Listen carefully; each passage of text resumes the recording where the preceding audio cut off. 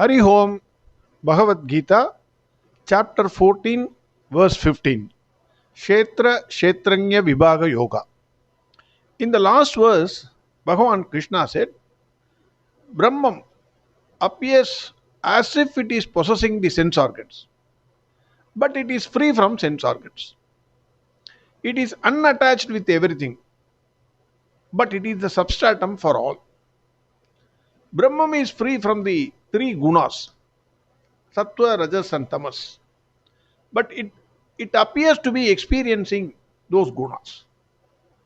In the body mind complex, it appears to be experiencing it. That is what Bhagwan Krishna said in verse 14. Now, verse 15. Bhagirantascha bhutanam acharam charameva cha sukshmatva tada vigneyam durastam chantike chatat. Again, a wonderful verse explaining the pervasiveness of Bhagwan Krishna or Brahman, whichever way you call it. You call it self, uh, Atma, Brahman, Bhagwan Krishna, everything is same. Don't get confused with the words. Everything is Bhagwan Krishna. That you must underlying principle, life principle, is Bhagwan Krishna. So don't latch on to the different types of words which are used. Everything is Bhagwan Krishna, everything is Brahman, everything is self, everything is life principle. Everything is pure consciousness. So that way we must understand. In this verse, Bhagwan Krishna says, Brahman is present everywhere. There is no place where Brahman is not there. This is very beautifully explained by the story of Hiranyakasipu and Prahlada. So nothing more is necessary to explain this verse. That is what I think. Hiranyakasipu is asking Prahlada, where is God? You are saying Narayana, Narayana, Narayana. Where is he? What is he doing? Whether he is moving or standing still or sitting. Is he near or far away? Tell me. That is what Hiranyakasipu asked Prahlada. Prahlada must have given this answer. Bhagavatam contains that entire thing.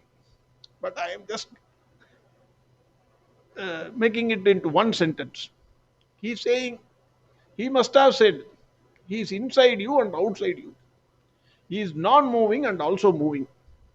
He is near and also far. The meaning is, he, that is Brahman, pervades everything and everywhere. There is not even an iota of place where Brahman is not there. That is the idea behind it. That is the idea which Bhagavan wants to convey.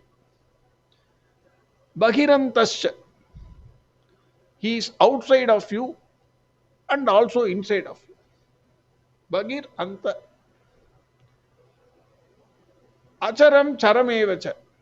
He is non-moving and also moving. Durasnam chantikechat. He is far and also near. Brahma is as far away from you as you think. Then the question is, natural question is, if Brahman is everywhere, why I am unable to see Brahman? That is the question. Bhagavan answers that question by beautifully saying, Sukshmatvat. Because he is subtler than the subtlest. Whatever is gross, eyes can see. When it becomes subtle, eyes cannot see. You take ice cube in its solid state.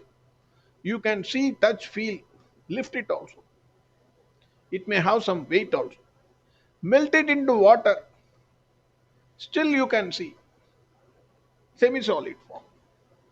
You boil that water, water evaporates. You cannot see it. Ice cube occupies less space. If it becomes water, it occupies more space. And when you boil it and it becomes water vapor, it occupies more space than water. Space being the subtlest occupies everything. We know everything is in space. Even we are in space. Looks like we are attached to Earth. Earth is in space. So naturally we are also in space. But space remains in consciousness. Hence pure consciousness is subtler than the subtlest. Hence it pervades everything. That is what Bhagavan is conveying. In a body, mind, and intellect equipment, the expression of consciousness is visible.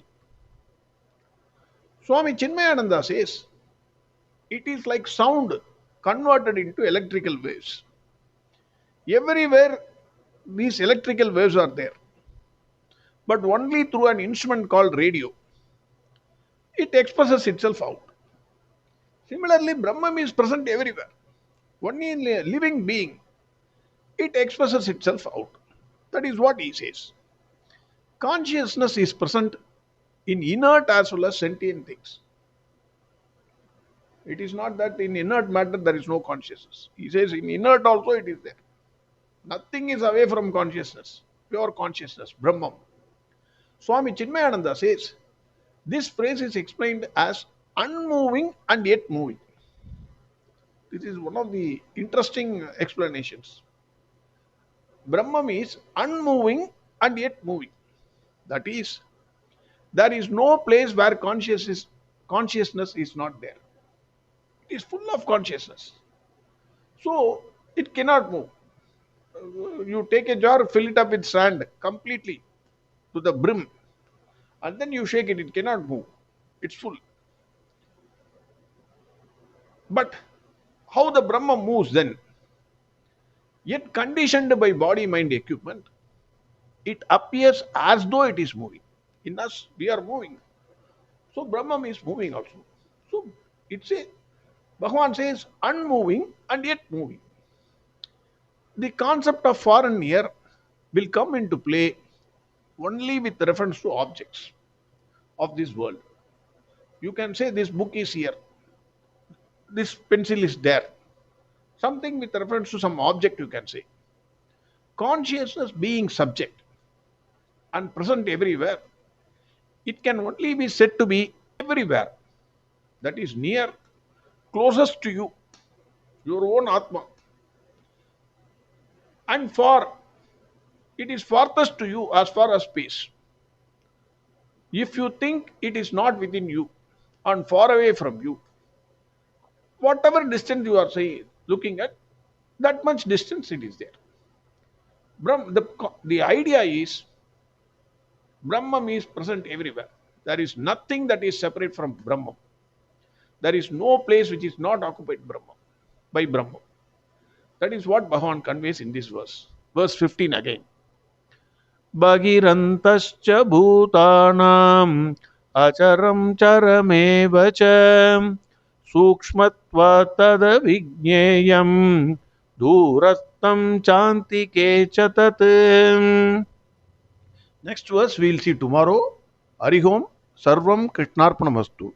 Narayana Narayana Narayana Narayana Narayana Narayana Narayana Narayana Narayana Narayana Narayana Narayana Narayana Narayana Narayana Narayana Narayana Narayana